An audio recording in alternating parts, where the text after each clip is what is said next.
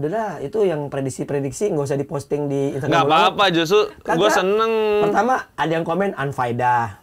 Kedua ada yang berantem. Ini jadi sejarah buat futsal Indonesia untuk pertama kalinya bisa diselenggarakan di Papua, dan menurut gue ini layak banget mendapatkan apresiasi karena nggak semua olahraga itu bisa nyampe ke Papua.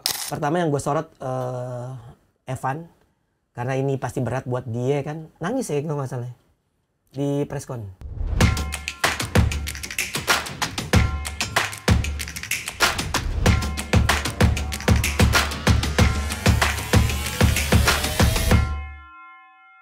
Welcome back to Futsal Talk with me, Reza Praita and Patrick.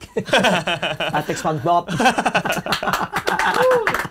Persiapan dulu aja, Coach. Ya, Siapa ya. tahu kan kita ngundang Hector Soto nanti di sini. Oh iya. Ya kan kemarin kan ngeliat Mamat tuh sama Mamat sama Ripan bisa wawancara Hector Soto. Jadi kita belajar lah bahasa Inggrisnya kacau nih. banget Mamat sama Ripan. Nah, biar kita nggak diserang netizen kayak Mamat. Buset kita. Gua di Lihat Sleepy lama gua.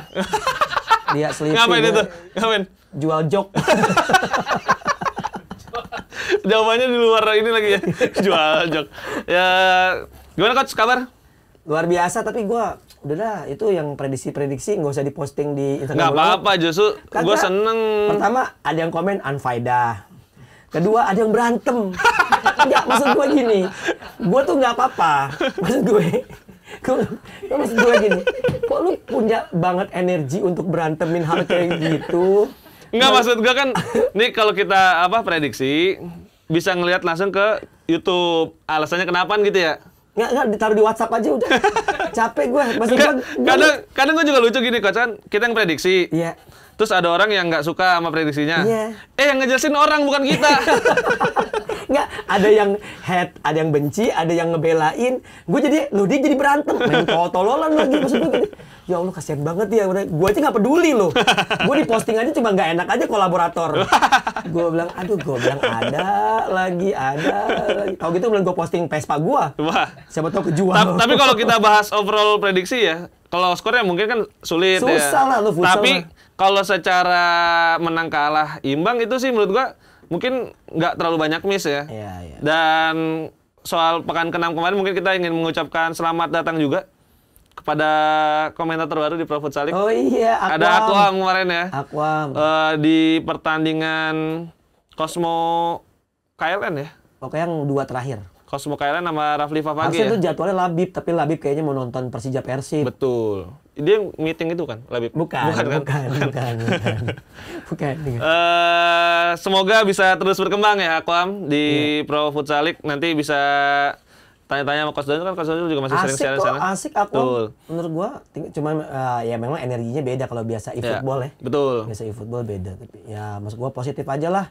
Dia juga happy kok gue lihat. Betul, yang penting semuanya ingin terus berkembang. Betul.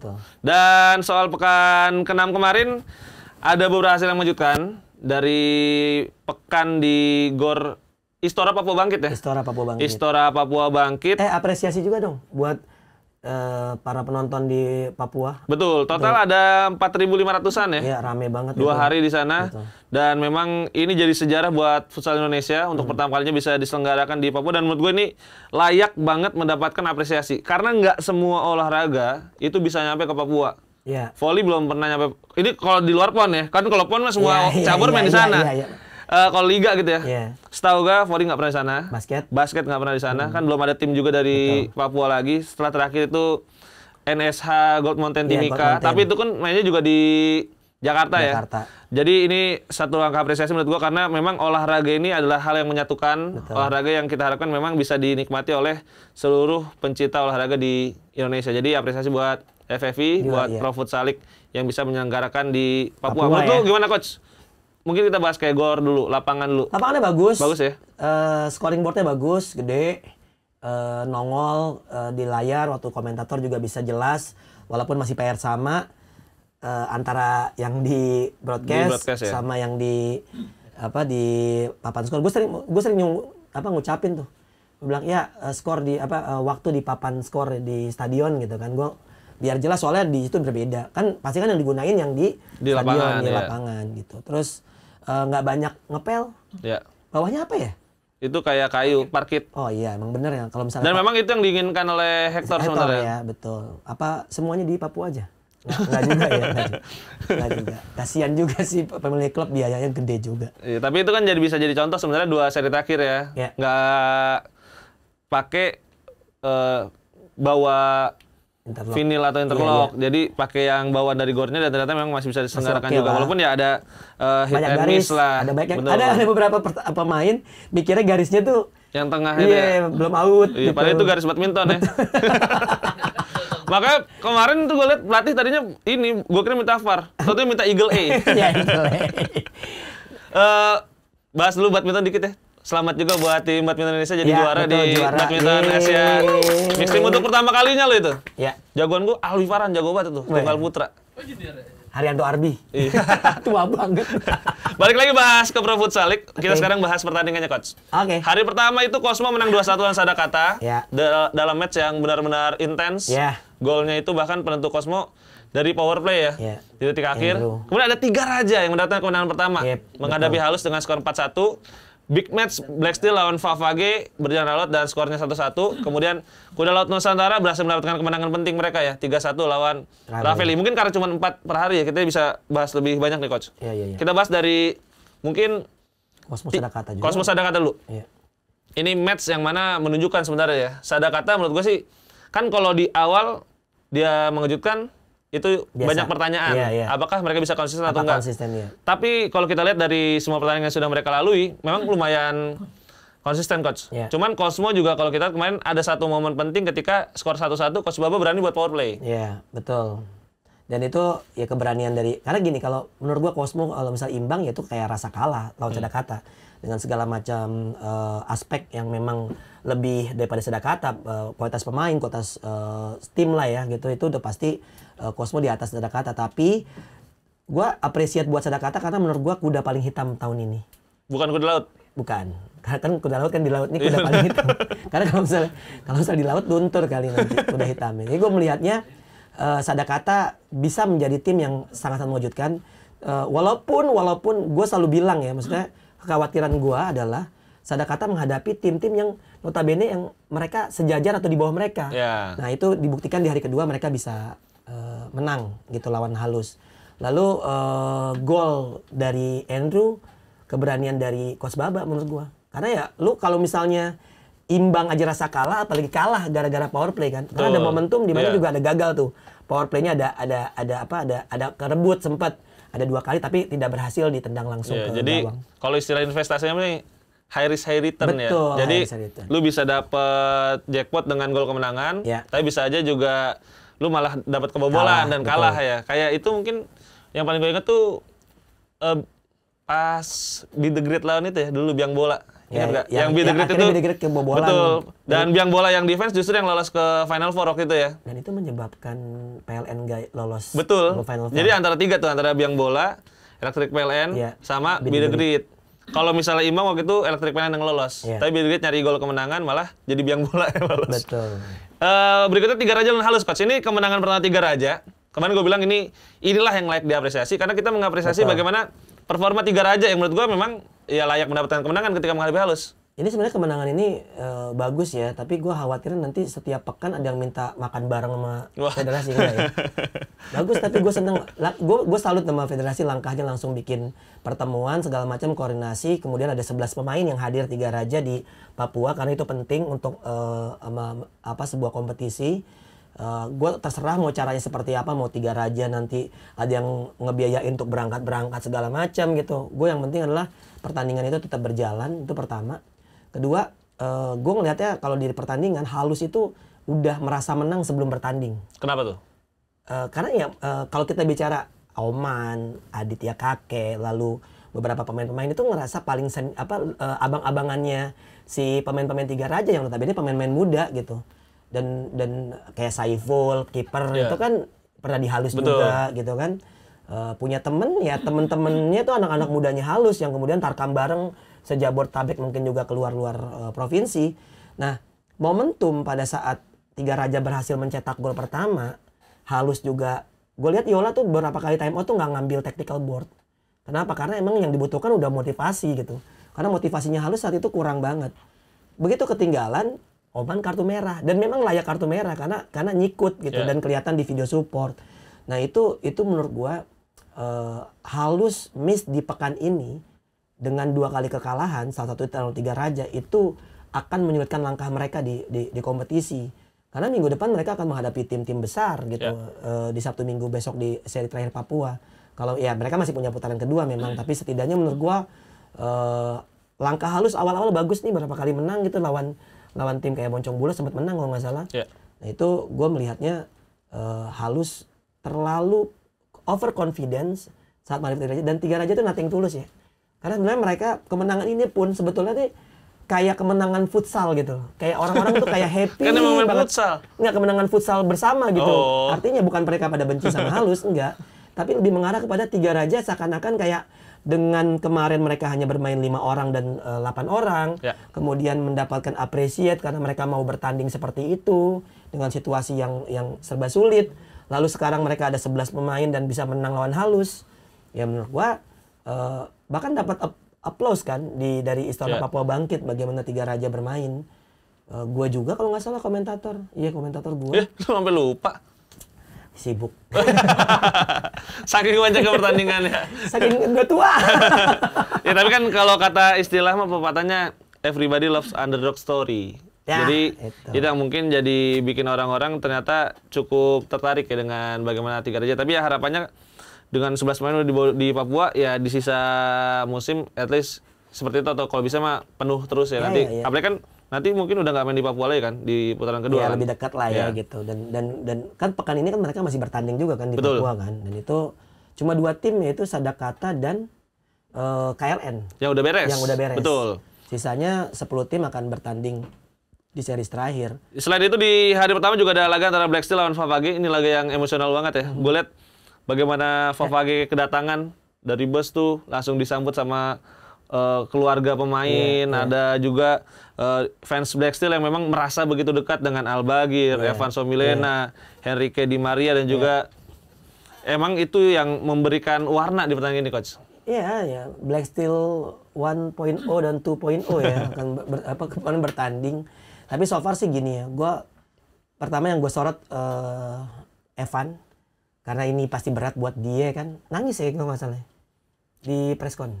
Ya karena HP-nya emosional. hilang, Enggak gitu. Enggak. Kalau Evan sih HP hilang mah nggak usah nangis, tinggal beli. Kalau kita baru nangis. Datanya aja. Oh iya benar. Kan setiap orang punya memori. Cela gitu. Nah terus kalau gue ngelihatnya setelah permainan, sebetulnya Favage itu bisa dibilang tahu diri betul gimana mereka Sayan secara defense mereka nggak sangat agresif gitu. Nggak agresif dalam pressing ya. Betul. Mereka tahu betul, apalagi ini tanah Papua, para pemain-pemain itu bertanding di depan publiknya. Walaupun ya gue menyayangkan kayak Amo nggak terlalu keluar, Wendy Bryan juga nggak terlalu keluar. Ada beberapa individu tapi Wendy bisa lebih baik daripada itu kemarin gitu kan. Mana Chris Daniel, Yemo yang lumayan ada beberapa peluang. Anca bagus, Vini sama Dida, oke. Ya, lumayan stabil lah ya. Iya, kalau nggak ini terus Brazil connection untuk golnya dari si Tosha. Tosha juga tampil bagus sih menurut gua. Tapi dari kubu Favage, ya gue ngeliatnya Evan juga sangat profesional. Dia betul-betul bahkan beberapa kali juga menghantam teman-temannya tanda kutip, bahkan bersih tegang dengan Dida juga, Abang Vini kalau nggak salah. Betul. Ya kayaknya sih kalau bersih tegang Evan ke tim Brasil pasti antara kedua pemain Brazil itu ya. Iya. Nggak mungkin kayak pemain lokal ya. Nggak mungkin. Paling kalaupun kayak ngantem siapa ya, Wendy apa Peter gitu ya, bisa jalan aja ngeloyor gitu. Dan memang kalau kemarin kita lihat ya Favage mulai menunjukkan ya bagaimana mereka memanage pertandingan, dan itu yang memang juga dibutuhkan untuk tim-tim yang bersaing di gelar juara ya, karena how to manage game dengan situasi yang berbeda di setiap gamenya itu juga penting ya. Termasuk juga Black Steel sih menurut gua, bagaimana mereka memanage pertandingan itu bagus di laga tersebut ya. Mereka bisa menguasai keadaan, memanfaatkan situasi, dan sebenarnya ini laga yang bisa aja dua tim ini dapat kemenangan sebenarnya, tapi hasil seri sih hasil yang fair enough lah ya. Sangat fair lah kalau ngeliat dari hasil satu sama. Ya gol, tapi gue masih mencatat Black Steel itu masih kurang dalam hal defense ya. Ya. Ada beberapa peluang dari Favage itu miss antara yang datang sama yang cover gitu. Ya. Dan gol Irfan Maulana, lu bayangin Irfan itu passing ke Al Fajri itu dengan jarak yang sangat jauh. Betul. Dari setengah 8. Dari jam setengah 8 nyampe jam setengah 10 tuh ya. Setengah lapangan jam setengah 8. Bisa aja lu sih. Nah itu bahkan Al Fajri pun pada saat melakukan passing itu cuma area kosong yang kemudian Irfan Maulana masuk di area tersebut dan one touch langsung gol. Sampai si Tosha tuh ya kesel gitu karena ada beberapa momen sama terjadi seperti itu. Itu kerap terjadi. Suni juga sempat paralela juga, kosong juga. Nah itu mungkin PR sih buat Sergio Lucerda pada saat menghadapi Favage. Dan Kuda Laut juga mendapatkan kemenangan penting di hari pertama 3-1 lawan Ravelli. Wais Alkarni ya, mencetak brace. Dan memang lagi-lagi ini kan Kuda Laut penting banget buat dapat poin ya, karena mereka sempat ada di zona merah. Dan dengan mereka mendapatkan kemenangan ini kan, apalagi di pekan ini mereka menghabiskan jatah pertandingan di putaran pertama ya. Betul. Pada akhirnya mereka ya walaupun nggak lolos ke Nations Cup, tapi posisi mereka lumayan menguntungkan sih coach ya. Ya untuk ukuran tim promosi iya, tapi kalau untuk melihat materi pemain menurut gue enggak ya. Ya masih mengecewakan lah hasil di putaran pertama. Kalau menurut gue dengan materi pemain yang ada, apalagi pemain limpahan dari Pendekar sebelumnya, ada Abdu, ada Pandega, lalu ada Yogi yang kemudian masuk timnas juga. Menurut gue kiper juga Megel gitu kan, yang salah satu kiper senior. Menurut gue 8 besar tuh layak KLN tuh kalau misalnya. Maksudnya punya target bersaing ya. Betul, bisa lah untuk bersaing. Dan di hari kedua ada 4 hasil lainnya. Sadakata menang 4-3 lawan Halus. Black Steel menang 5-0 lawan Tiga Raja. Cosma menang 4-1 lawan KLN. Ravelli kalah 3-1 lawan Favage. Kalau untuk Black Steel lawan Tiga Raja mungkin nggak terlalu banyak kita bahas coach ya. Ini kan sebenarnya nggak mengejutkan secara hasil. Secara permainan juga Black Steel berbeda timnya dibandingkan dengan yang hari pertama karena mereka banyak sekali melakukan rotasi, banyak banget pemain junior yang main, dan ini menurut gue juga kesempatan yang fair lah untuk pemain-pemain muda tersebut karena ini momen dimana memang mereka bisa main cukup banyak dan ya ketika tampil di depan keluarga mereka. Ronald yang main banyak, terus Dimas juga main di posisi kiper kan. Mungkin kita bahas dari Sadakata Halus dulu coach. Ini Sadakata menang 4-3 lawan Halus. Riza Ece lagi-lagi 1 gol 1 assist. Dan ini yang lagi-lagi kita bahas ya. Jadi sebenarnya Sadakata itu mereka justru tampil lebih baik ketika menghadapi lawan yang di atas mereka. Betul. Ketika mereka itu defense, counter attack. Nah, lagi-lagi ketika menghadapi lawan kayak Halus nih, mereka agak kesulitan sebenarnya coach. Ketika disuruh buat ngebongkar pertahanan lawan. Benar. Set play-nya Sadakata itu menurut gua masih PR, masih belum tajam, masih belum banyak opsional. Kembali lagi, tapi kalau buat kecepatan pada saat melakukan counter attack, bagaimana seorang Muhammad Ridwan, bagaimana Raisal, bagaimana Rizal Mustafa itu juga mampu menjadi yang bisa penyeimbang dengan sangat baik ya. Menurut gua Sadakata emang cocoknya defense counter gitu loh. Gue mengingatkan gue sama Panca Fauji di awal-awal pada saat menjadi sebagai seorang pelatih. Pokoknya lawan Panca ya udah defense counter, padahal kan pemain FKB dengan materi pemain yang sangat bagus saat itu. Ada Endro, ada Ardi Jawa, ya udah kecepatan itu didapatkan. Sadakata lawan Halus, momentum golnya pun menurut gue emang ya pada saat situasi Halus salah dalam melakukan serangan. Ya kayak gol pertama ya. 2 gol pertama kalau nggak salah.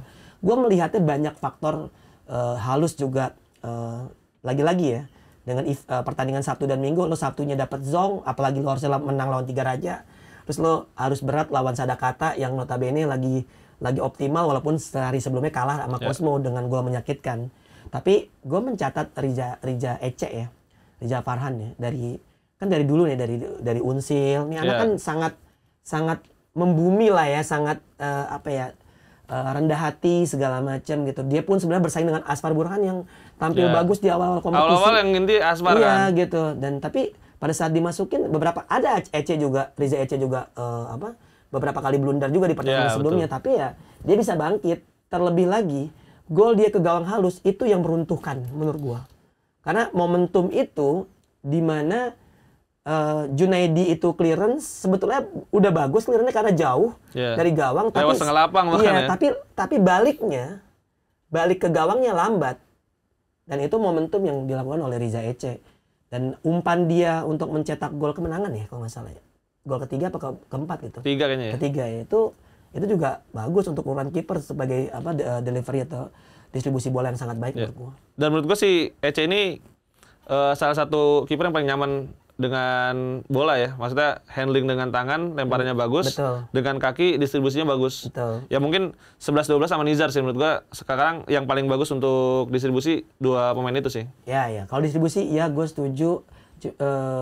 Ece diuntungkan dengan defense maksimal dari Sadakata. Ya. Artinya Sadakata bukan tim yang ofensif. Tidak banyak terbuka sebenarnya. Kalaupun mau nyetak gol ke Sadakata, kebanyakan counter pada saat mereka melakukan turnover, lo baru bisa counter attack lagi gitu. Karena kalau misalnya dibongkar pun agak susah. Ya. Ngotot banget. Imron Rosadi, Nanda. Dalam banget ya. Betul. Agung Rufei. Wah itu kalau bisa nempel sama Rija tuh untuk kiper. Itu dalam banget dan menurut gua oke lah. Fandi punya defense yang sangat solid, tapi ya Ya next step-nya ketika mereka menghadapi lawan-lawan kayak halus, kayak Tiga Raja gitu. Tapi ya gitu. sama yang lo bilang tadi, cerita tentang soal underdog itu selalu menyenangkan. Iya betul. Karena emang Riza Ece siapa sih yang kenal dia kalau nggak keluarganya doang ya kan? Enggak juga, teman-temannya juga. Tetangganya juga kenal, Coach. Gue juga kenal kan gue gitu kan, tahu lah. Dia dari Unsil juga juara kan? Iya. Bagus kok, ini kiper yang menurut gue punya potensi. Itu rame juga tuh. Di komen di Bola Lob tuh ada yang bilang ini akan menggantikan Nizar. Belum bro, baru 2 pertandingan, baru 1 pertandingan gitu. Pada demen banget berantem gue. Di hari kedua juga Cosmo menang 4-1 lawan KLN, Coach. Ini juga sebenarnya salah satu tim yang menurut gua potensial banget nih. Cosmo sama Coach Baba. Tapi masalah mereka juga sebenarnya sama kayak Sadakata gitu. Mereka tuh kalau lawan defense yang dalam, mereka sulit buat ngebongkar. Karena kalau kita lihat mayoritas golnya Cosmo musim ini set piece, power play. Sedangkan kalau set play normal, mereka agak kesulitan tuh, Coach. Nah, lu ngeliat gimana nih pas dia lawan KLN kemarin? Ya, gue ngelihatnya dari performa individual. Andrew memang menjadi penyelamat ya di pertandingan hari sebelumnya. Tapi sebenarnya kalau buat cara main sebenarnya menurut gue sama Coach Baba nggak cocok-cocok banget gitu. Riza Yamani berapa musim terakhir, 3 musim terakhir bersama Cosmo tuh luar biasa tuh. Ya bahkan tahun lalu jadi top skorernya Cosmo ya. Iya, selalu 2 digit ya kalau misalnya dia apa transferannya? Gaji. Selalu 2 digit untuk golnya. Tapi sekarang bahkan menit bermain pun nggak banyak gitu kan. Dan gue melihatnya kedalaman skuadnya Coach Baba belum mumpuni untuk membuat mereka bermain konstan untuk membongkar pertahanan lawan sih. Jadi memang itu yang bakal jadi PR Cosmo ke depannya ya. Walaupun hasil di pekan ini buat Cosmo ini benar-benar menyelamatkan mereka lah, Coach. Karena Cosmo itu di 5 pekan awal jadi salah satu tim yang mainnya menurut gue paling bagus, tapi yang hasilnya paling buruk. Iya, setuju. Mereka bahkan sempat di luar 8 besar kan. Dan di laga terakhir di Papua, Favage menang 3-1 lawan Ravelli. Ya mungkin Favage menang nggak mengejutkan, tapi perlawanannya Ravelli ini juga bagus banget sebenarnya di laga ini, Coach. Nothing tulus sih Ravelli, apalagi 1 hari sebelumnya mereka kalah dari KLN. Setidaknya mereka kalau bisa mencuri poin juga bagus ya. Tim-tim yang promosi, tim-tim yang notabene secara finansial nggak terlalu gede-gede banget, itu pasti akan punya motivasi tinggi dan nothing tulus saat bertanding. Dan menurut gue itu yang harus dilakukan. Dan squad playernya Favage mulai step up ya. Jadi kan kalau di awal musim itu mereka ketergantungannya kepada Di Maria, terus Diego, Evan, Suni gitu tinggi banget ya. Tapi lawan Blackfield juga masih sih, Ja. Tapi kan beberapa itu kayak Irfan, kayak si siapa? Stefan Yohan. Iya, itu mulai kelihatan lah step up ya. Dibandingkan dengan pekan-pekan sebelumnya sebenarnya. Iya, sebetulnya kepercayaan dari Sayan tuh bertahap sih kalau gue bilang sih gitu. Tapi Sayan juga ngelihat ini kan kompetisi ya. Betul. Hasilnya tuh bicara menang atau tidak menang itu aja. Jadi kalau misalnya dengar dari press conference Sayan pun ya pasti hasil tujuan utama gitu, bukan lagi ngasih jam terbang gitu. Kecuali kayak Black Seal lawan Tiga Raja ngasih jam terbang karena secara kekuatan masih bisa untuk menang atas Tiga Raja kayak gitu. Nah, ya kayak Favage dan Ravelli juga kan. Pohing sempat main ya. Betul. Itu artinya 3 kiper mereka udah main di musim ini, Pohing, Iksan sama Albagir ya. Walaupun memang Albagir yang banyak main. Dan hasil-hasil di pekan ke-6 ini membuat kita sudah mengetahui, Coach, siapa saja beberapa tim yang sudah memastikan diri lolos ke Futsal Nations Cup. Jadi Futsal Nations Cup ini seperti Piala FA ya kalau di sepak bola Inggris. Kalau di Indonesia mungkin kayak Copa Indonesia dulu atau Piala Indonesia 2 tahun lalu masih ada. Tetapi memang nggak semua tim ikut. Jadi hanya peringkat 1 sampai peringkat ke-8 teratas di putaran pertama. Ya. Dan kenapa sistem ini dibuat? Agar memang persaingan di putaran pertama udah seru gitu. Jadi di putaran pertama tuh mereka ada yang diperebutkan. Yaitu ada rewardnya juga. Betul, tiket ke Futsal Nations Cup yang akan diselenggarakan nanti bulan April setelah Lebaran ya. Jadi tim-tim yang sudah lolos adalah Favage, Unggul, Black Steel, Bintang Timur, Sadakata yang ada di peringkat kelima dan sudah menghabiskan jatah permainan mereka. Ya. Peringkat ke-6 ini tinggal tunggu waktu, Coach. Ya. Cosmo karena secara poin dia udah beda 6 poin sama Ravelli yang ada di peringkat ke dia coba butuh imbang untuk bisa lolos dari 2 pertandingan kan. Iya, dan mereka pun kalau misal kalah-kalah tapi yang di bawahnya nggak menang kan juga bakal lolos. Jadi kita anggap Cosmo lolos lah. Yang ada di peringkat ke-6 ya, udah hampir pasti lolos. Apalagi kan sisa 2 pertandingan mereka, 1 lawan Black Steel, 1 lawan Tiga Raja. Mungkin kita bakal bahas yang di bawahnya nih, peringkat 7, 8, 9, 10, 11. Tapi peringkat 10-nya nggak kita bahas. Peringkat 9-nya nggak kita bahas. Karena udah laut, udah 11 pertandingan. Tapi mereka itu secara poin di bawah, 8 besar. Halus dan Ravelli walaupun ada di peringkat 10 dan 11, mereka masih punya peluang. Dengan catatan mereka harus memenangkan pertandingan semuanya. Betul. Jadi kita bahas salah satu peluangnya Coach. Pangsuma Coach ini ada di peringkat ke-7. Menurut gue ini salah satu the biggest upset juga di putaran pertama. Bagaimana performa Pangsuma, bahkan dengan mereka menyisakan 2 pertandingan belum lolos ke Nations Cup walaupun peluangnya besar. Sekarang mereka ada 11 poin, berjarak 2 poin dengan Ravelli, dan laga pertama mereka besok mungkin yang akan sangat menentukan ketika Pangsuma bertemu dengan Ravelli, walaupun memang kalau misalnya mereka miss di sana, hari kedua lawan Halus. Ya artinya ya Pangsuma wajib 3 poin di antara 2 itu untuk bisa aman lolos kan. Dan at least mereka sebenarnya tahan imbang Ravelli pun sudah cukup ya. Cukup. Berarti Cosmo 99,9%, Pangsuma 90%. Moncong Bulu itu situasinya ada di peringkat ke-8 dengan 10 poin, berjarak hanya 1 poin dengan Ravelli, tapi mereka sisa 2 lagi itu salah satu lawan Tiga Raja. Iya. Nah ini kalau lihat gimana? Tiga Raja, Favage. Ya kalau misalnya sisa pertandingan ya, yang berat itu ada di Ravelli. Ravelli menghadapi Pangsuma dan Black Steel. Artinya secara kekuatan jelas Pangsuma dan Black Steel itu ada di atas Ravelli. Lalu Halus juga ada BTS dan Pangsuma. Yang notabene ya BTS udah jelas juara bertahan, juara 3 kali berturut-turut dengan materi pemain juga sangat luar biasa. Pangsuma pun sebetulnya dengan materi yang luar biasa walaupun sekarang saat ini bukan dalam top performanya mereka, tapi tetap mereka pasti ingin mengamankan ya bukan cuma soal lolos 8 besar sebenarnya. Karena kalau misalnya mereka sampai kalah lawan Halus pun itu pasti kan warning banget buat Kocoy gitu kan. Nah kalau buat gue sih, kalau gue prediksi ya, itu ya Cosmo itu lolos. Mungkin di hari pertama juga bisa lolos ya pada saat dia lawan Black Steel. Kalaupun hasilnya nggak maksimal atau mungkin seri atau kalah, ya mungkin di pertandingan lain kayak Ravelli dan juga Halus ya agak berat karena Ravelli menghadapi Pangsuma dan Halus menghadapi BTS. Lalu di hari pertama juga mungkin kalau Pangsuma udah menang lawan Ravelli udah dipastikan 7 tim. Dan kalau Moncong belum menang lawan Tiga Raja, 8 tim gitu. Tapi menurut gua gini Coach, ini kuncinya sebenarnya semuanya menurut gua Moncong udah hampir pasti lolos lah. Kalau mereka setidaknya nggak kepleset lawan Tiga Raja. Ya kan? Kuncinya. Ya, ada gimmicknya, properti udah mainnya. Lu tadi ini kunci? Bukan, maksud gua kunci buat menentukan lolos nih. Iya. Menurut gua ada di satu pertandingan. Menurut gua Moncong Bulu kalau asal nggak kepleset aja lawan Tiga Raja, sebenarnya peluang keplesetnya masih ada sih. Ada. Menurut gua karena melihat Tiga Raja full squad nih mulai. Tapi peluang mereka cukup besar. Kalau mereka bisa menang lawan Tiga Raja, mereka setidaknya udah dapat 13 poin. Tapi menurut gua pertandingan kuncinya adalah Ravelli lawan Pangsuma. Kan menurut gue ini juga match yang mungkin bisa ada kejutan. Melihat bagaimana Ravelli aja kemarin lawan Favage memberikan perlawanan yang sengit ya. Jadi ini yang bakal jadi kunci apakah tiket 8 tim ini ditentukan di hari pertama atau enggak. Kalau Ravelli bisa bikin kejutan di hari pertama, nah itu yang bakal bikin seru, kita nunggu di hari kedua.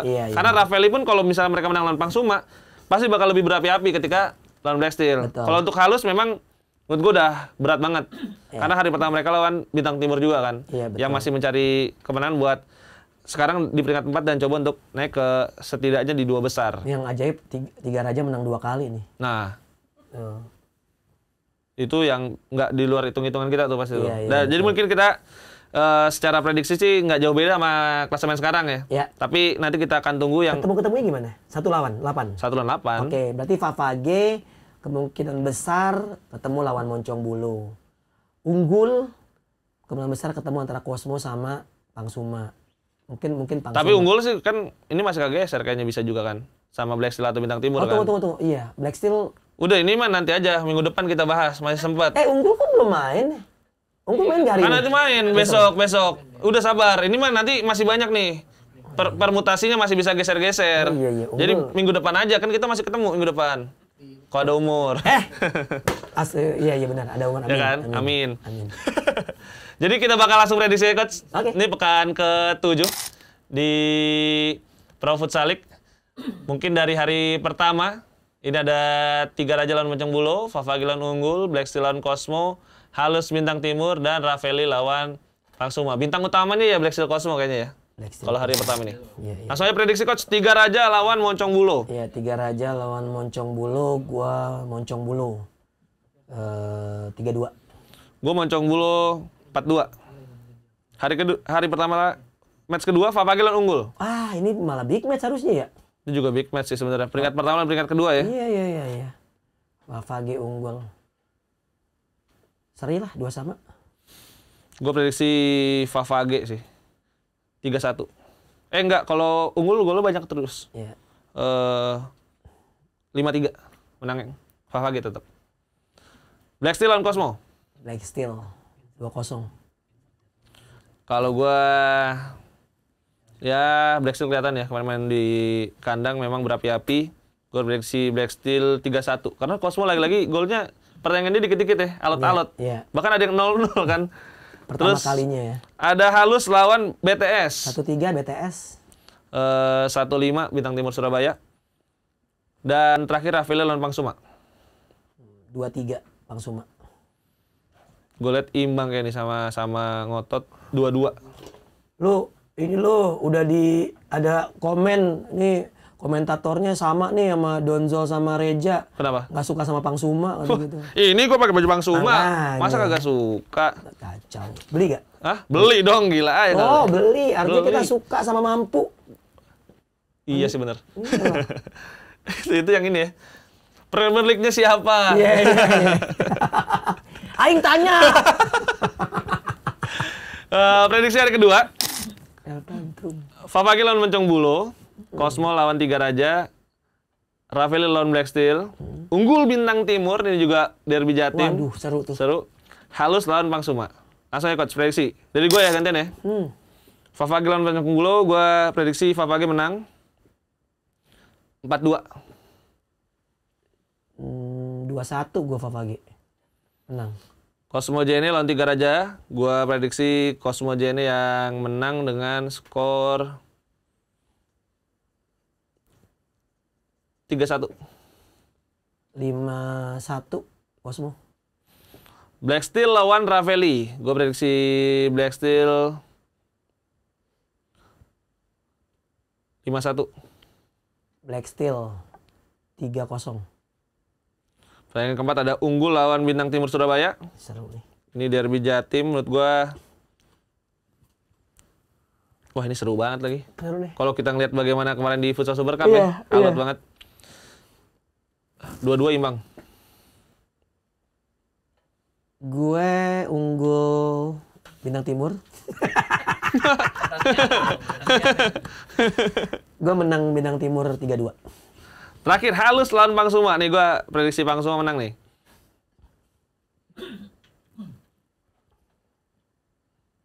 5-2.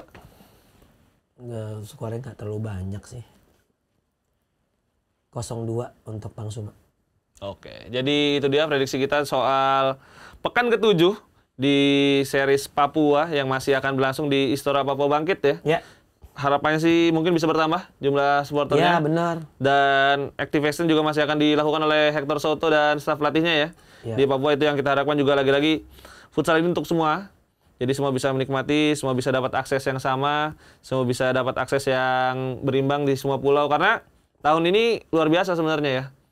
Pulau Jawa, Sumatera ada nanti di Ya, Aceh, betul, ada di Aceh. Kalimantan ada 2, Terus Sulawesi ada Moncong Bulo dapat juga di Sudiang. Dan Papua juga dapat nih. Udah semua dapat ya berarti? Tahun ini dapat alhamdulillah semuanya. Kalimantan, Sulawesi. Ya tinggal yang pulau-pulau yang lebih kecil mungkin ya. Dan memang belum ada perwakilannya juga belum ada. Kayak Maluku, Bali kan belum ada perwakilannya di Pro Futsal League. Jadi kita harapkan memang ini bisa membuat antusiasme para pencinta futsal terus meningkat. Futsal terus berkembang di Indonesia dan timnas kita makin jaya.